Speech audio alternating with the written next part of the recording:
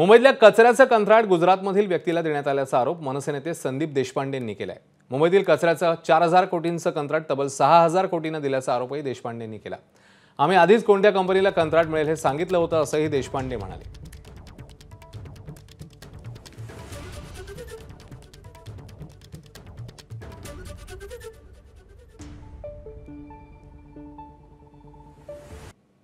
चार 4000 कोटीचं टेंडर 6600 कोटीला का दिलं जातंय, कुठल्या कंपन्यांना दिलं जातंय, या कंपन्यांची कोणाचे लागेबंदी आहे, याच्यामध्ये मी एक नाव सुद्धा घेतलेलं, ते नाव पुन्हा एकदा घेतोय, सनी पांड्या।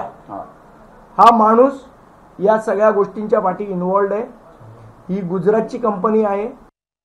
मला आयुक्तांनी हे आश्वस्त केलंय, अधिकच्या गाड्या ज्या लागतील त्या अधिकच्या गाड्या सुद्धा टेंडर आम्ही प्रोसेसमध्ये करतो, तेही पूर्ण करू आणि त्यामुळे प्राप्त परिस्थितीमध्ये कचरा मुक्त मुंबई करण्यामध्ये गेल्या 25 वर्षातलं सरकार सपशेल अनप्लॅन्ड अनियोजित झाल्यामुळे आजची स्थिती आहे।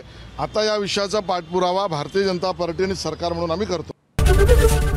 एबीपी माझा, उघडा डोळे बघा नीट।